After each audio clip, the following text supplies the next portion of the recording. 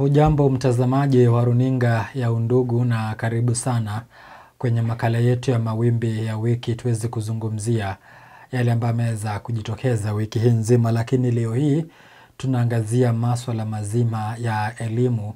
Tuweze kujua yale ambayo yameweza kujitokeza. Moja kati ya yale yaliweza kujitokeza ni baada ya ripoti kuweza kuibuka kwamba somo la hesabati litakuwa ni somo la kuchagua ukielekea kwa wale ambao ni wanafunzi wale ambao watakuwa wanajiunga na gredi ya 10, na vile vile kumekuwepo na swala nzima la kutoka gredi ya 9 kuingia gredi ya 10. Kuna changamoto hapa na pale. Baadhi ya washikadau wa elimu wamekuwa wakiweza kugusia hayo na mengine mengi. Nitakuwa nagusia na nazungumzia na mtaalamu wa masuala mazima ya elimu, Daktari Edward Zinga. Karibu sana. Shukran. Asante Zablon. Asante. Nafurahi kuwa hapa na karibu mtazamaji wa Undugu TV. Asante sana. Kwa muda mrefu hatujapatana daktari, lakini niruhusu tuanze kwanza hapa pale ambapo panastahili.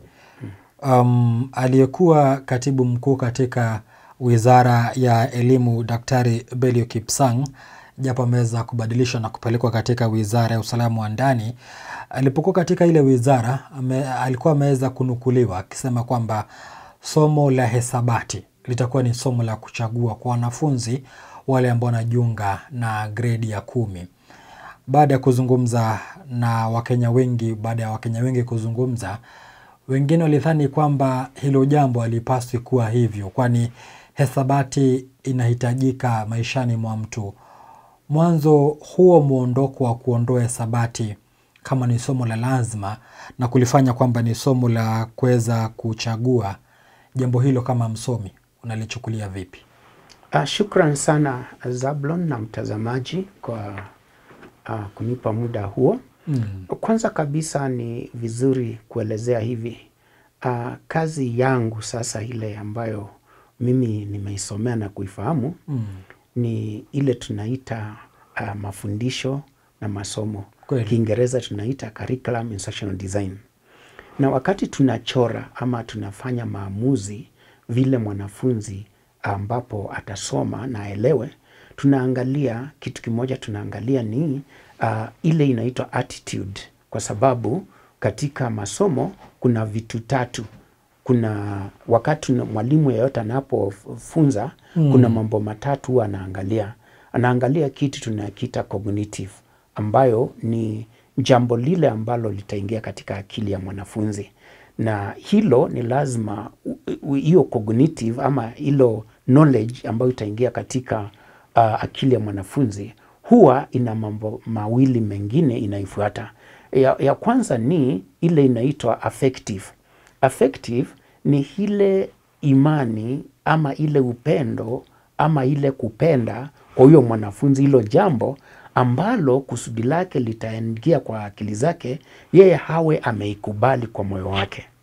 Na ya mwisho ni ile tunaita psychomotor, ambayo ni kusema kwamba endapo jambo hili ataliruhusu liingie katika moyo wake ama katika akili zake, ni lazima matendo yake yatabadilika.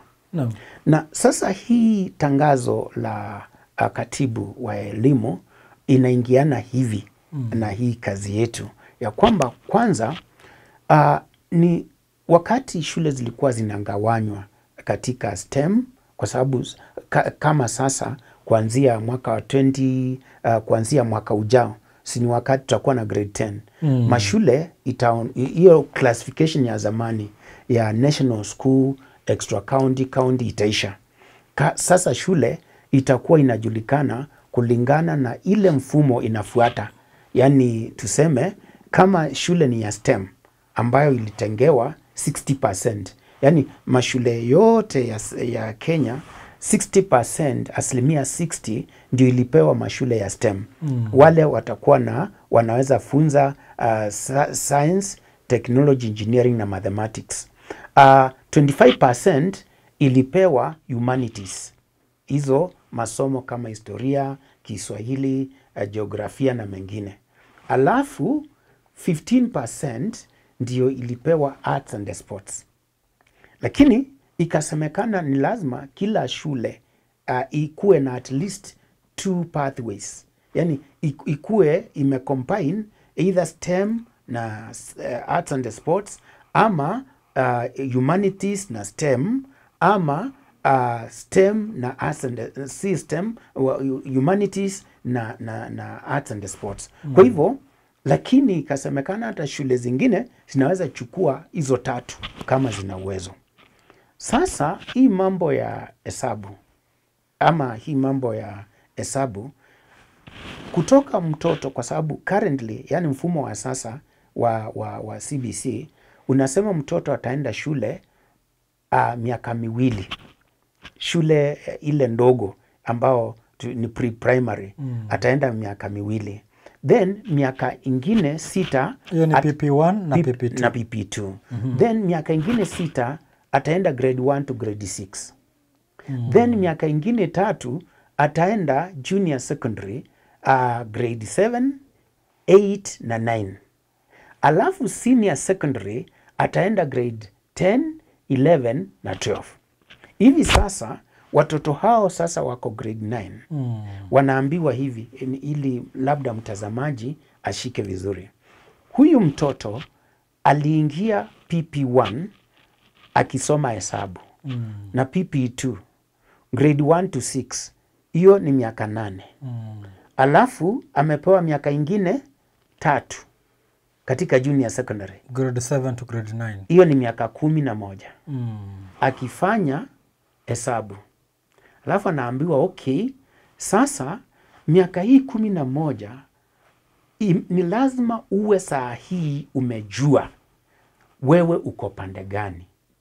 Kwa hivyo ikiwa labda umechagua ya kwamba utafanya humanities katika hiyo pathway yako, basi usisumbuliwe na hii hesabu.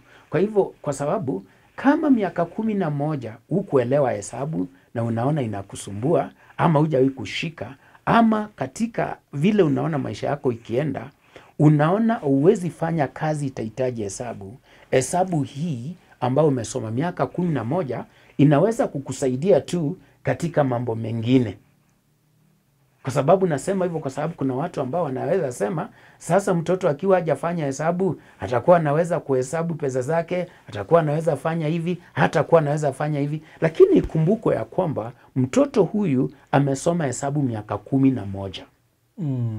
Na sasa anaambiwa kwa sababu kazi ama profession ile unataka sasa hahitaji hesabu, na hii haimaanishi mtoto yule anafanya humanities ama mtoto anafanya arts and sports hawezi fanya hesabu. Inasemekana optional ni kwa hiari, hesabu itakuwa, lakini mwenye kupenda ndiye ataifanya.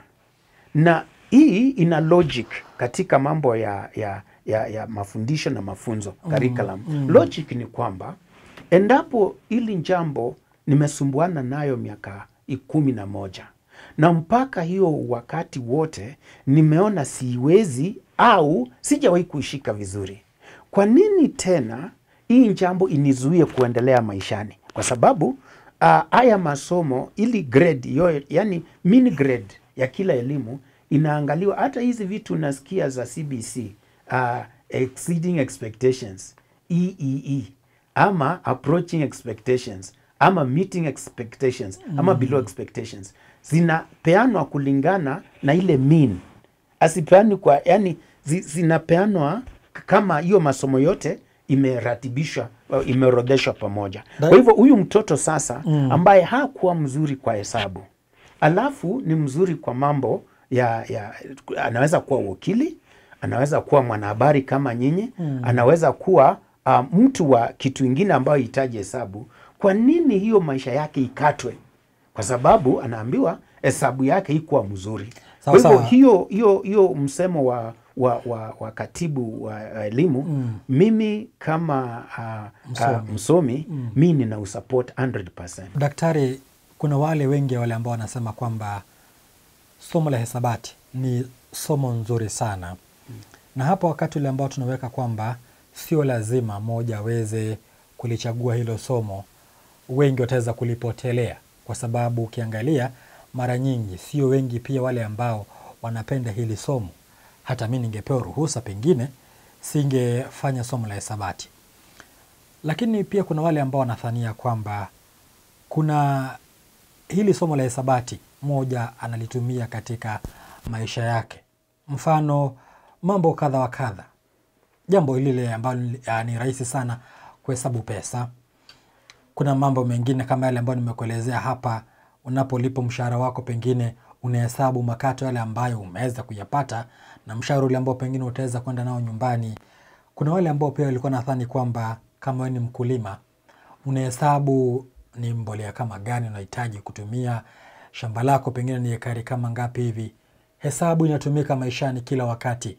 Hapa tukiliweka kwamba sio lazima Wakenya ama mtoto analichagua, wengi watapata kwamba ni afueni wakose kufanya. Alafu baadaye tuwe kwamba tutakuwa na watoto wale ambao pengine mambo ya hisabati hawaelewi vizuri, kwani hata hii miaka 11 ile ambayo amekuwa darasani pengine hawajakuwa kifuzu vizuri. Labda ningeuliza swali tofauti kwa wale ambao mawazo yao ni hiyo.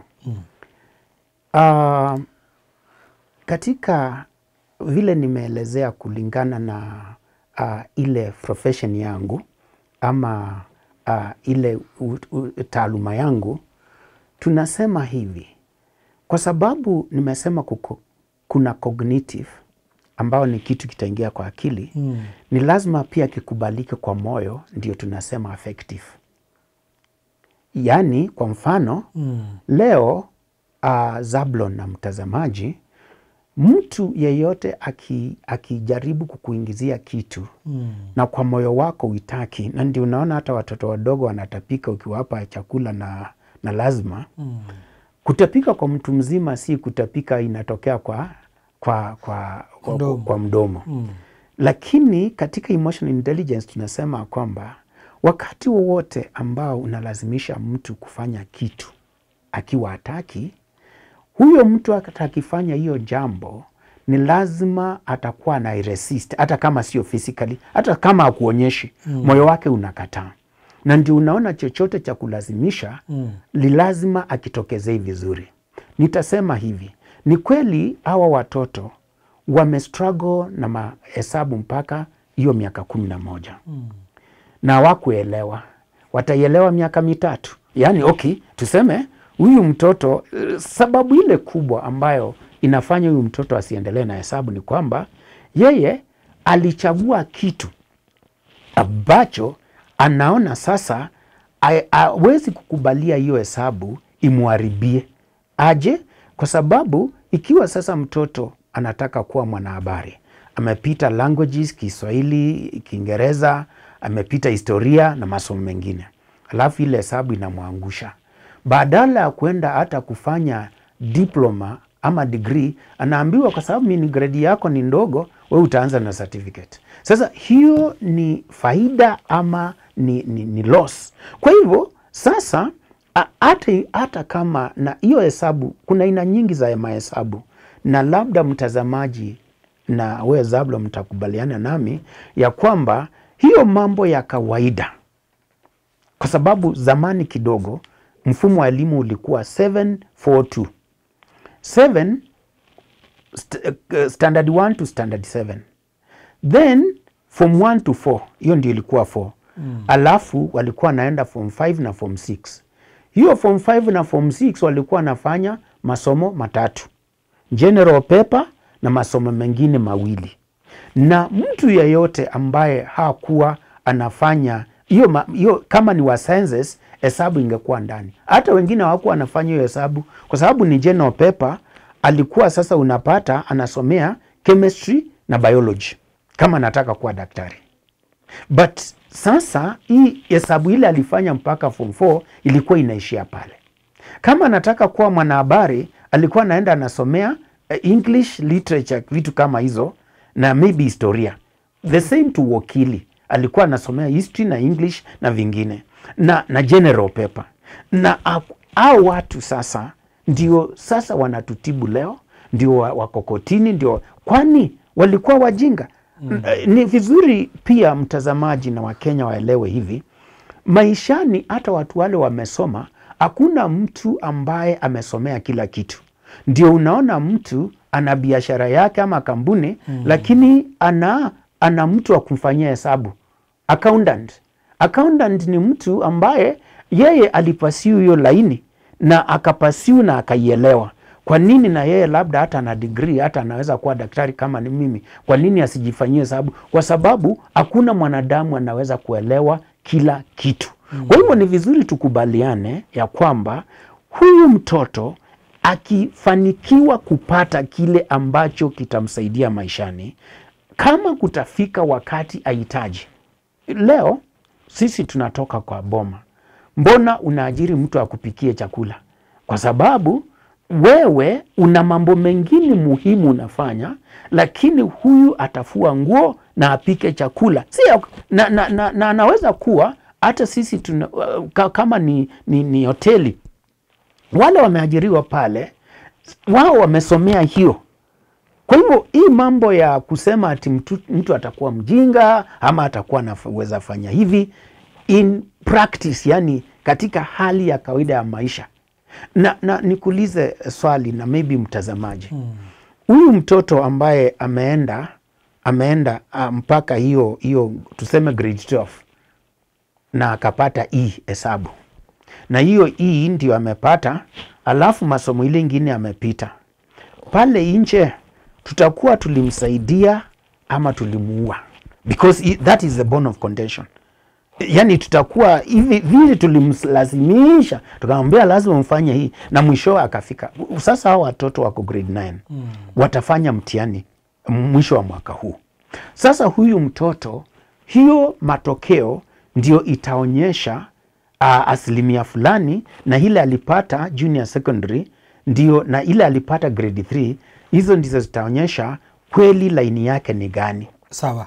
Daktari, tuingie hapa sasa vizuri kwa sababu kuna wale ambao kuna thana pia tumeachilia watoto wale ambao wameweza kumaliza ile grade 12 na walianza grade 10 bila kusoma hesabu. Sasa tunawaachilia katika ile market ambayo pengine ya kutafuta kazi internationally ama kimataifa. Je, mtaala wetu wa elimu kwa mara nyingine na ni tofauti pengine na mataifa mbalimbali. Tunaweza kubaliana hapo. Lakini tunapoachilia hawa watoto wale ambao pengine hawajafanya hesabu na tumewapeleka katika ile international market, ile ambayo pengine kwa mara nyingi inahitaji hesabati, haitakuwa kwamba tunawafanya disservice hawa watoto wetu wale ambao wanahitaji ajira, sio tu humu nchini, hata katika mataifa mengine? Zablon, nitaelezea hivi. Kwa wale ambao wamewahi kusomea walimu kama mimi, kuna kitu kinaitwa comparative studies in education. Comparative education.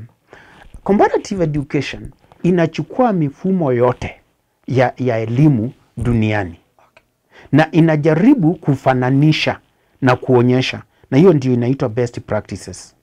Na sasa ukweli wa mambo ndio huu. Leo ikiwa umesoma ukaingia taaluma fulani, mimi ni mwalimu wa chuo kikuu na ninafunza watu wa masters na PhD, lakini hakuna mahali katika interview nimewahi kuulizwa tupe grade yako ya hesabu. Kwa nini? Kwa sababu hiyo masomo yote nafunza, curriculum and instruction, hakuna mahali tunaenda kufanya hizo mahesabu. It's an issue. Sasa hivi mimi nasomea sheria chuo kikuu cha Nairobi. Na grade ile tu nisikia nikiulizwa ya KCSE, walikuwa nataka kujua grade ile nilipata ya Kiingereza peke yake. Kiingereza. Kwa sababu hiyo ndio nimeenda kufanya wakili nikiwa na PhD ya education, curriculum and instruction. Lakini kitu kile tu wanafuatilia, wanachimba ni kuniuliza, wewe wakati ulikuwa unafanya form 4 ulipata grade gani ya Kiingereza? Kwa sababu ni lazima uwe ulipata at least B- ili uruhusiwe kufanya sheria, kwa sababu hiyo ni kuonyesha ya kwamba wewe unaelewa hiyo lugha, kwa sababu kazi ambao umeomba ama hiyo kitu unasema unasomea itahitajika uwe ni mtu unaweza kujielezea vizuri kwa lugha hiyo. Kwa hivyo ni kusema hivi, hiyo kitu watu wanafikiria ni kitu ambayo ni illusion. Wacha nitumie hiyo neno. Kwa sababu gani? Kwa sababu leo Zablon, wewe ni mwanahabari, huwezi kwenda kuuliza kazi ya engineering forever. Hata ukitembea duniani ukose kazi, hakuna siku utasikia we need engineers, alafu uende useme mimi nimekuja ukiwa na akili mzuri. Kwa hivyo, na hao watu kama ni mtu ni daktari kwa mfano, hakuna siku, kwa sababu yeye kazi yake inahitaji hesabu na inahitaji kemia, inahitaji chemistry, inahitaji biolojia, na hao watakuwa STEM. Kwa hivyo hawa watoto wote ambao walisoma hesabu wakafika grade 9 na wakuendelea nayo, hakuna mtoto, even from experience, hakuna mtoto ambaye atawahi kosa nafasi. Kwa nini? Kwa sababu alipoenda grade 10, 11 na 12 alichagua pathway, na hiyo pathway, kama alichagua humanities, hesabu sio ya humanities. Kama alichagua mambo ya arts and sports, hesabu sio ya hiyo. Na hiyo ndio ataenda nayo university ama college, na hiyo ndio ataifanya kule. Na atakapoenda kule, hawezi sasa hata siku moja kufikiria, kwa sababu ni uamuzi. Na ni vizuri ijulikane hivi, kwa sababu mimi kabla sija kuwa mwalimu wa chuo kikuu, nimewahi funza high school. For purposes of record, nilikuwa mwalimu wa Kilemba Secondary School. Nimewahi funza college. Na sasa nimewahi funza university. Na ni vizuri watu waelewa ya kwamba mtoto aamki siku moja anasema kwamba sitaki hii. Wakati mtoto anaingia PP1 ama grade 1, anataka masomo yote. Na ni kuendelea na kusoma ndio anajua yeye anaweza nini na kile hawezi. Na hiyo ni kitu ya kawaida. Na unaweza kuona mtu anapita hiyo hesabu, chemistry, biology, lakini anashindwa na kitu rahisi kama Kiingereza ama Kiswahili. Unapata yeye hawezi. Kwa sababu intelligence quotient ya watu inakuwa tofauti. Kwa hivyo hiyo mawazo, na nimesikia hiyo mawazo mara nyingi kusema ati huyu mtoto kwa sababu hakufanya hii, wale ambao hawakufanya hivyo. Mimi nilikuwa university miaka 4. Sikufanya, nilifanya tu ile hesabu ndogo ndogo. But wakati nilienda kufanya masters, sijaifanya hesabu hata siku moja. Wakati nilienda kufanya PhD, sikufanya hesabu hata siku moja. Na hakuna interview nimewahi enda nikaambiwa wewe tupe grade yako ya hesabu, because kazi ninayofanya na niliyochagua haihitaji hiyo. Sawa daktari, unajua kuna wale ambao sasa tuweze kuondoka hapo, tuzungumzie hili. Kuna wale ambao wameweza kusikia jambo hili kwa mara ya kwanza. Eti kwamba hesabu, wanafunzi wale ambao ni wa grade ya 9 wanapofuzu na kuelekea grade ya 10, watakuwa nafanya hesabu, itakuwa ni somo lile ambalo ni la kuchagua na sio somo la lazima. Pengine sasa tukiangazia hili, tatizo ni lipi? Eti kwamba sasa Wakenya wanapata taarifa mpya, ile ambayo nasema ni breaking news, kwamba hesabu sio lazima, hata wakati ile ambayo inafanya wengi waweze kujitokeza na hisia mseto. Shida ni mazoea. Unajua kitu ikifanyika kwa muda mrefu, watu wanaanza kuona ya kwamba ni kitu, wakati itakuja kubadilika, wanaona ni kama kitu haijaifanyika. Kwa sababu tangu Kenya ipate uhuru, isipokuwa hiyo wakati sasa form 5 na form 6, watu wamezoea ya kwamba masomo ya kawaida, yani kutoka primary mpaka secondary, hesabu inafanywanga kama ya lazima. Lakini kuna kitu wanasahau ya kwamba tangu Kenya ianze hatujawahi kuwa na mfumo wa CBC, competency based curriculum. Haijawahi kuwa. Na tofauti ya hii mfumo wa CBC na mifumo iliyopita ni kwamba mfumo wa CBC unasema mwanafunzi ama mtoto asaidiwe ajue uwezo alionao na mambo mazuri yaliyo ndani yake ili yamfae maishani, kuliko kitu tunaita wastage rate katika elimu. Because hata hao watu wanasema hivyo. Kwa mfano, watu wale kwa mfano, kitu ile ingeshtua watu ni wakati ingesemekana Kiswahili na Kiingereza imetolewa kwa sababu hiyo ni communication, yani ni mtu kujielezea. Lakini hii hesabu ni speciality, na ndio unasikia university wanafunza hata mpaka double mathematics. Ni area ya specialization, na hii area ya specialization CBC nasema hivi, kama mtoto hajaelewa hii masomo kutoka grade 1 PP1 imefika grade 10 grade 9 sorry, miaka 11, si huyu mtoto sasa ijulikane sasa hii miaka 3 kama kitu imeshinda mtu miaka 11 ataishika miaka 3, si aruhusiwe aendelee. Kwa hivyo hiyo fear na hata hii msisimuko, mimi nilikuwa naona actually kwangu nasema it's an issue.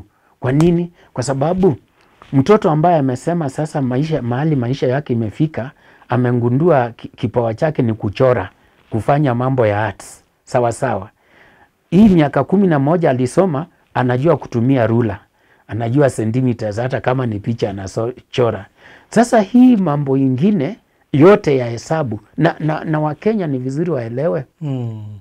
Unajua hiyo mahesabu ya kawaida, unajua mpaka grade 9 mpaka standard 8 ya zamani na mpaka hata grade 6 mtu hata huwa amesoma hesabu ile tu ya kawaida, ile anajua kujihesabia pesa, kujua kama mtu amemdanganya nini na hii, hata ikiwa apendi hesabu huwa amejua hiyo maneno. Hii nyingine ni ile ya speciality, yani mtu ambaye anataka kuingilia mambo ya kiindani ya hiyo somo. Kwa hivyo wale ambao, na mimi kama ningeambia mtazamaji hivi, mimi kama singekuwa nimesomea mambo ya curriculum and instruction, yani sisi kazi yetu ni kutengeneza masomo, alafu tunasaidia wale wanasomesha mbinu gani watatumia kusomesha. Hiyo ndio kazi yetu. Kweli. Na kama singekuwa na hiyo utaalamu, mimi singesimama hapa, kwa sababu ningekuwa najua naongea vitu zijui, lakini najua hivi leo, hata unajua kwa mfano na hii itakuja kutokea.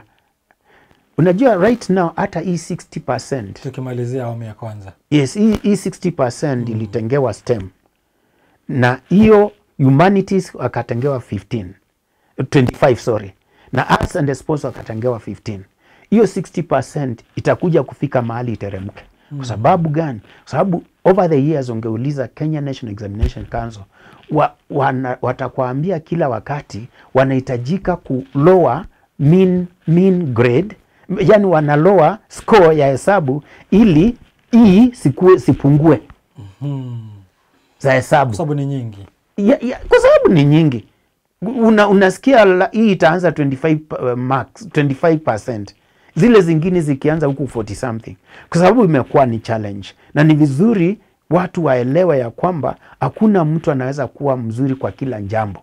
Kuna mtu anajua hiyo hesabu lakini Kiingereza hawezani nayo, ajui jiografia, ajui Kiswahili. Kwa nini huyu anajua hesabu aanze kusema kwa sababu traditions imekuwa hivi, huyu utafanya hesabu upende usipende, na inahusu maisha ya mtu? Safi, shikilia hapo hilo wazo. Tumeweza kuzungumzia mengi kuhusu uhitaji wa elimu katika somo la hesabati. Japo mtazamaji, swali langu ni hili: je, waunga mkono kuondolewa kwa somo la hesabati kama ni somo la lazima, ikiwe kwamba ni somo la kuchagua? Unazungumza nasi 0782 705 Sasa tukirejea katika awamu ya pili, daktari, tuko naulizana hivi: kutoka PP1, kutoka grade ya 3, hawa ndio wale ambao wako katika grade ya 9 waliweza kuanza huu mtaala mpya wa elimu wa CBC, wanaelekea katika grade ya 10. Tuangalie huu mtaala kutoka grade ya 3 hadi grade ya 9 imekuwa vipi, na sasa wanaelekea katika grade ya 10 hadi grade ya 12. Kuna mengi yale ambayo yameweza kujitokeza. Wengine wanasema kwamba katika hii grade ya 3 hadi grade ile ambayo ni ya 9 kuja kuwa na maandalizi mazuri, walimu wamekuwa haba, jambo mzima lile ambalo ni la ukosefu wa fedha hitajika pia limekuwa changamoto. Tunapoelekea pale pengine pa grade ya 10 hadi grade ya 12, tumesoma nini katika awamu ya pili? Sicheze mbali. Naam, karibu tena kwenye awamu ya pili, awamu ya kufunga kazi. Daktari, tumezungumzia mengi. Sasa katika awamu hii ya pili tuzungumzie hili. Masomo haya ya mtaala mzima wa CBC, elimu hii, ile ambayo iliweza kuja baada ya ile iliyokuwa ya 844. CBC imeweza kuanza kutoka gredi ya 3 kama sikosea hadi gredi ya 9, wale ambao wanaelekea kujiunga na gredi ya 10 kama msomi. Huu mtaala mzima ni yepi yale ambayo ni ya kujivunia kulingana nawe? Shukran. Jambo moja ambayo labda Wakenya na watazamaji wanahitaji kujua, hakuna mfumo mzuri duniani kuliko CBC. Kwa sababu gani? Kwa sababu zote tulio hapa, kuna mambo mengi tulisukumiwa kufanya maishani ambayo haikutusaidia. Na nchi ambazo zimenawiri, ambazo zimeendelea, first world, mtoto anaanza kujua kile anataka akiwa mdogo na anaipasiu mpaka akiwa mtu mzima, na ndivyo wanatushinda katika kila jambo. Hapa Kenya mtu anaingizwa katika system ambayo tayari imewekwa, atakiwi kujua kama anaifahamu ama haifahamu, na inawekwa compulsory mpaka anafika mahali sasa na anatoka. Na hata ndio unaona hata wengi ambao wamesoma chuo kikuu, sasa ile zamani ilikuwa inaitwa JAB, sasa ni KUPS, ni wachache wanaenda katika courses zile walikuwa wamechagua, wale wanaenda public universities, kwa sababu KUPS ama JAB, Joint Admission Board, pale awali na leo ni KUPS, ni wao wana decide, ni wao wanachagua utaenda kufanya nini. Na pengine huko unapenda, lakini kwa sababu hauna pesa ya kwenda kufanya parallel ama module 2, unaenda pale. Kwa hivyo leo ndio unaona kuna disconnect in many professionals. Unaona mtu ako hapa hii kitu, lakini ukimchunguza sana unaona yeye hakuwa hata hiyo kitu anaielewa. Hata hii maneno unaona hata iko katika teaching profession. Utaona mtu ambaye tu alipelekwa walimu, lakini hiyo hakuwa anaitaka. Kwa hivyo mambo ya watoto, mambo ya nini, na ndio unaona tu mtu ako pale, lakini ana hiyo passion na hiyo kazi, kwa sababu alilazimishwa. Hiyo decision iliwekwa na mtu mwingine, akaamua atafanya hivi. Kwa hivyo CBC hii sasa ikipelekwa vizuri, hii ndio nafasi kuu ya watoto, na watoto wetu walioko katika shule saa hii. Mtu asipofaulu miaka ijayo ni kupenda kwake, kwa sababu amelazimishwa mambo mpaka tu grade 9, lakini ameambiwa kutoka grade 10 we jitume. Jitume, na hiyo kujituma akapewa nafasi, na ningesema ya kwamba hii ni mfumo mzuri sana. In fact mambo yani hiyo kitu tu ya kuruhusu mtoto awe kile ambacho angekuwa, hiyo nafikiri ndio jambo zuri sana katika CBC. Sawa. Kuna changamoto nyingi zile ambazo zimeweza kujitokeza katika mtaala huu wa CBC. Mwanzo tuliweza kuona kuna uhaba wa miundo msingi. Mfano, madarasa yamekuwa haba sana katika huu mtaala wa CBC kutoka gredi ya 3 hadi gredi ya 9. Hususan wale ambao walikuwa wanaelekea katika gredi ya 9. Kwa sababu pengine wale ambao walikuwa katika gredi ya 7 wakielekea gredi ya 8, kulikuwa na darasa la 8 lile ambalo waliweza kujiunga nalo. Kwa hivyo hakukuwa na tatizo hapo. Kumekuwa na changamoto nyingi zile ambazo zimekuwa pale, hata maabara, laboratory hazijakuwa nyingi katika ile gredi ya 9, na wanafunzi wale wanahitajika kuweza kuelekea katika maabara yale. Ukiangalia changamoto kama hizi, pengine idara ya elimu ni nini ile ambayo imeweza kusoma katika hiyo miaka 7 ile ambayo imekuwepo, ili kwamba kusiwe kwamba kuna jambo kama hili? Iwapo tutaweza kubadilisha mtaala wetu wa elimu miaka ya awali, tuwe kwamba hapa tumeweza kusoma. Asante sana Zablon. Ni vizuri mtazamaji labda ajue hili. Nilikuwa mmoja wa wale ambao tulihusika sana hiyo mwanzo wa hiyo CBC. Na wale ambao wanasomanga magazeti ama wanasikizanga news, mwaka wa 2020 tukiwa Kenyatta International Conference Center, siku zile Fred Matiang'i alikuwa ndiye waziri wa elimu.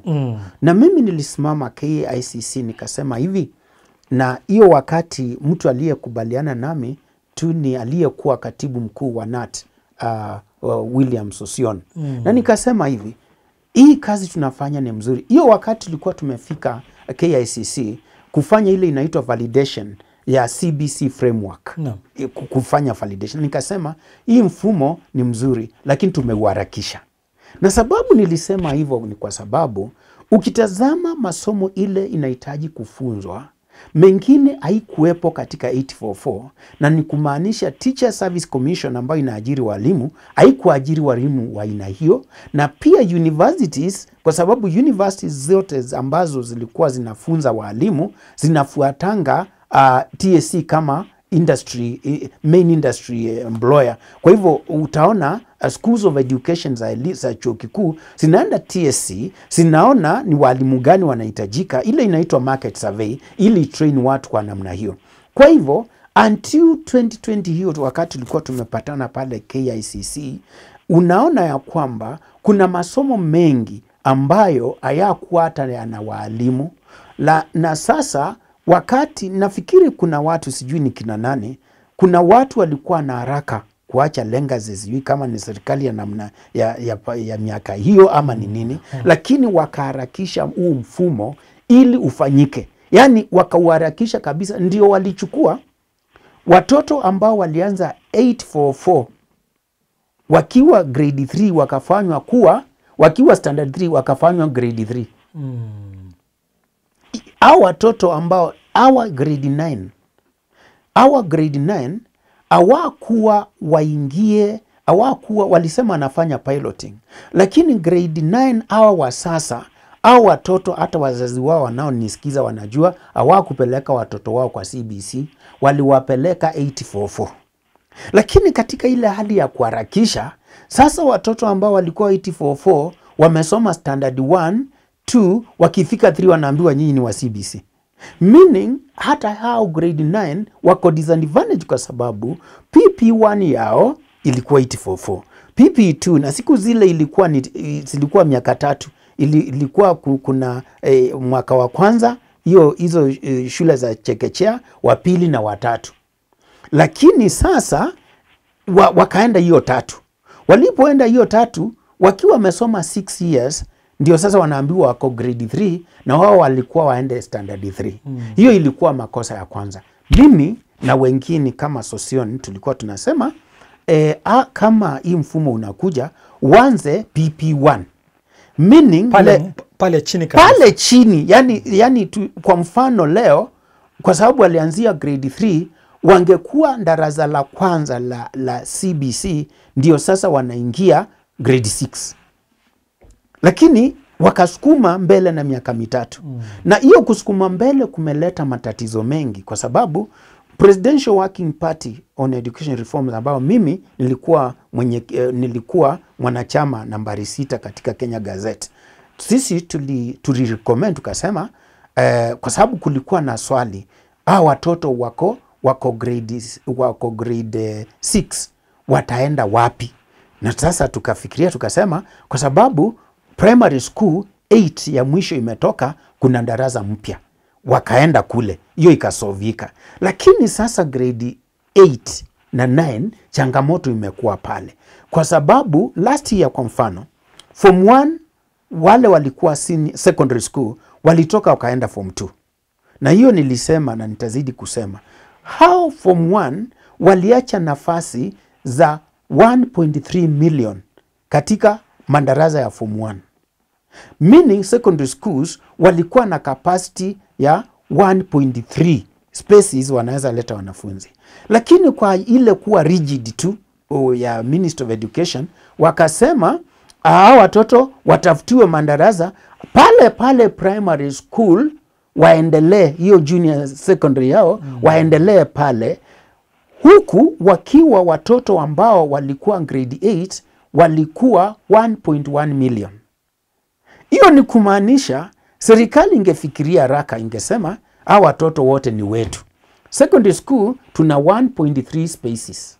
Badala hata kwenda kutafuta pesa kujenga madarasa mapya, tuchukue hawa 1.1 standard grade 8 students tupeleke hapa high school ambao kuna 1.3 spaces na wangebakisha vacancies za watoto 200,000. Lakini kumbuka kuna wazo lile ambalo liweza kutoka kwamba hawa ni watoto sana, ni wachanga kiumri. Kwa hivyo kuwapeleka katika wakitoka grade 8 sasa waelekee kule high school watakuwa wachanga, japo ni wazo lile ambalo pengine hawakuweza kulifuatilia vizuri, kwa sababu hata wakati wetu tulikuwa tunatoka katika darasa la 8 tunaelekea katika form 1. Lakini sasa tuweze kuyasaza hayo. Tumeweza kusikia maoni yako daktari, tuzungumzie hili. Wanaelekea katika grade, kutoka grade ya 9 wanaelekea grade ya 10. Tumeweza kuainisha yale ambao pengine changamoto zile ambazo ziliweza kutokea katika kutoka grade ya 3 hadi grade ya 9. Hapa katika grade ya 10 wanapoingia, serikali iweze kuangazia nini ili changamoto zile ambazo zimekuwepo zisiwe kwamba zitakuwepo na zitaendelea? Jambo la kwanza ni walimu, kwa sababu walimu wale wote ambao wamewahi kusomea walimu wanafunzwa kitu inaitwa pedagogy. Penda ni child, goji ni mbinu ya kufunza, na pedagogy ndio unaona mwalimu ndiye kusema kwa darasa. CBC ni the other way round, tunaita eutagogy. Yani katika sasa taaluma yetu ya curriculum hiyo tunaita eutagogy, ambayo pedagogy ni teacher centered, mwalimu ndiye kusema. Anataka kile ambacho anataka ndio nakifunza. Na ndio kusema. Yani hata yani mtoto amekuja pale asomeshwe. Lakini eutagogy ndio mbinu ile inatumikanga ya CBC, kwa sababu it is student centered. Yani mtoto anakuwa tu facilitated asome, na walimu wetu hawajafunzwa hiyo.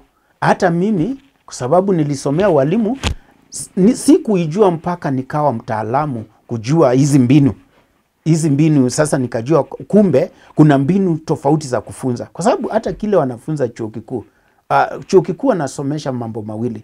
Mwalimu wa primary anafundishangwa professional teaching methods, hizo tu.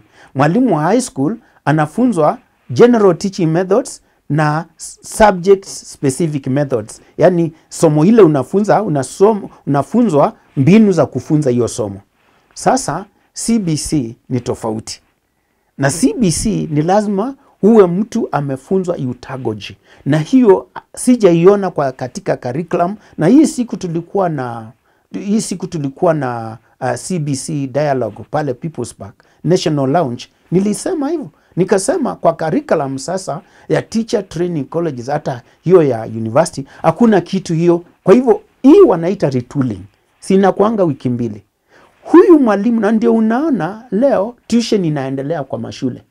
Kwa nini? Kwa sababu mbinu za 844 ndizo zinatumika tu kufunza CBC. Ile kupea watoto kazi nyingi, ile hii tuition na kila kitu. Lakini CBC ya ukweli haihitaji tuition. Inahitaji tu mtoto asome naturally vile hako wakati ule umepeano, ili ujue ni nini iko ndani yake. Hii ingine wanafanya ni artificial. Kwa hivyo maoni yako ya kwanza na suluhu lako la kwanza ni eti kwamba hii masomo ya ziada ya tuition kwanza iweze kuondolewa kutoka grade ya 10 kuendelea mbele. Hata hizi grade zingine. Unajua kwa nini? Kwa sababu mfumo wa CBC haupeani nafasi ya kuongezea kitu ambacho hakipo ndani ya mtoto. Ni mtoto aruhusiwe asome naturally, aelewe vitu katika njia ya kawaida, ili ajulikane nini kiko ndani yake. Unajua tuition ni kuwekwa kitu hauna, ni kuwekwa kitu ambao haiko ndani yako kabisa, ni mtu mwingine anataka kukuweka. Kwa hivyo mtoto anahitaji tu asome muda ule uliopeana wa kawaida, kwa sababu KICD, Kenya Institute of Curriculum Development, wakati ambao wana design ya masomo wanapeana zile zinaitwa conduct hours. Wanasema ili mtoto aelewe hii kitu anahitaji hii masomo, na Ministry of Education ndio wanaweka kwa timetable. Kwa hivyo kitu kingine zaidi ya hicho ni kuonyesha huyu mtoto unataka kumfanye awe kile ambacho ana, ama akuwe mtu ambaye sio yule ambaye angekuwa naturally. Kwa hivyo mtoto yule sasa, ile elimu ya kawaida ni mtoto aende shule masaa ya kawaida, asome ile masaa imepeanwa, ili ikiwa ashiki vitu zile atashika hiyo muda ambao umepeanwa, ndio CBC. Lakini unajua sasa imekuwa CBC kwa jina, lakini practice ni 844. Asante. Tunaharakisha kwa sababu ya muda, lakini hebu niambie hapa daktari, kuna walimu wale ambao wapo katika shule za upili walikuwa wanafunza mtaala wa 844. Japo sasa wanaletea wanafunzi wale ambao waliweza kufunzwa katika mtaala wa CBC. Wao hawakuweza kufunzwa pale katika chuo kikuu kufunza mtaala wa kufunza mtaala wa CBC. Serikali ifanye vipi ili hawa walimu wawe kwamba wako enough kuwafunza hawa wanafunzi wale ambao sasa yani mawazo yao imebadilishwa kutoka 844 ikaja CBC? Ni lazima wakuwe retrained tena. Na retraining, kwa mfano kuna hii mfumo unatumika katika postgraduate diploma in education. Wanaenda mwezi wa 4, wa 8 na Disemba. Na ingekuwa compulsory, alafu serikali subsidize au walimu wote waende wafunzwe hizo mbinu mpya. Kwa sababu sisi hata tulio chuo kikuu pia tuna shida. Kwa sababu ingawaje sio requirement kufunza chuo kikuu uwe uliwahi kuwa mwalimu, kwa sababu chuo kikuu anatumia tu lecture method hiyo tu. Lakini ukweli wa mambo ni kwamba the same children sio watakuwa grade 12 2027, 2028 watakuja university. Na hivi sasa universities zote wanaendelea kutengeneza curriculum za CBC, but hawana curriculum ya grade 12. Kwa hivyo yani ni kama sasa kuambiwa jiandae kupata wageni, lakini uambiwe ni wageni wa aina gani, uambiwe wanakula nini. Hiyo maandalizi hata ukifanya, kuna uwezekano wakuje wafike na wakwambie hii chakula umetengeneza vizuri, lakini hatukuli hii chakula. Kwa hivyo sasa hapo kuna disconnect. Hebu nielewe kidogo hapa. Unasema kwamba hakuna curriculum ya kufunza grade 12 ama ni vipi? Nasema hivi, university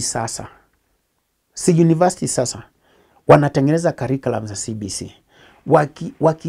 Wakitumia mfumo huu wa CBC ili hawa wasomi ambao sasa wako grade 9 wakija 2028 2029 wapate universities ziko tayari. But the same universities hawana curriculum ya grade 12 ambao wangefuatisha wajue, kwa sababu hiki ndio watoto watakuwa wamesoma, wangali wanatumia 844.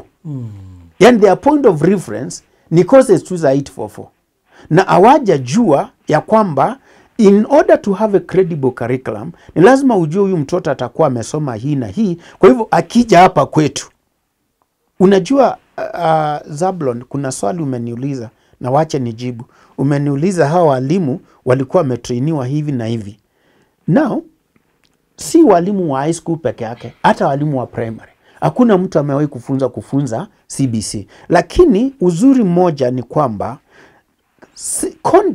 content, yani ile mambo yaliyo ndani ya masomo haina tofauti kubwa ya 844 na CBC. Tofauti ni approach, yani ile mbinu sasa ya kufunza, hiyo ndio tofauti. Na hao walimu hawahitaji kwenda kufunzwa content, wanahitaji wafunzwe mbinu za kufunza, na hizo mbinu wafanyiwe induction na practice mpaka wazifunze, wazichukue, kwa sababu wengi wao hata hao wanasemekana wafunza CBC, utaingia darasani ukute wangali wanafanya tu 844.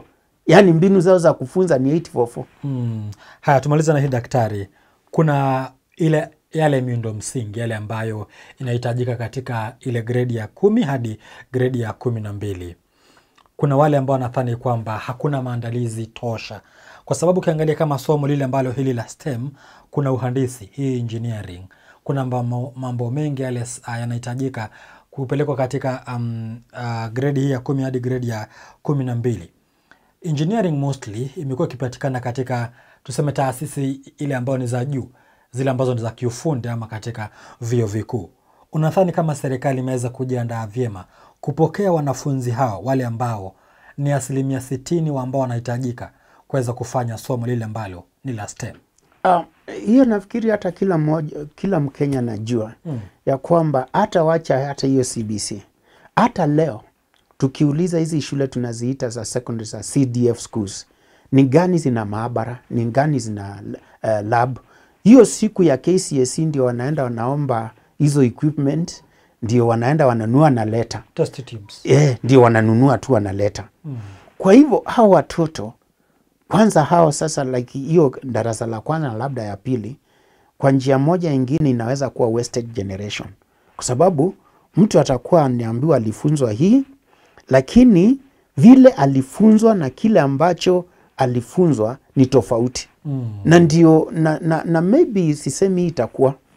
Unakumbuka kuna wakati mitihani ya form 4 ilikuwa inaibiwa sana.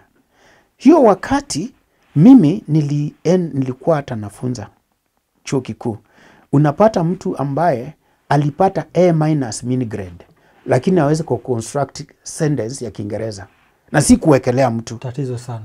Ni kumaanisha huyu mtoto grade yake ya kawaida ingekuwa D ama D-, lakini kwa sababu alisaidiwa kuiba mtihani na akaiba, sasa akajipata university, lakini awezani nayo.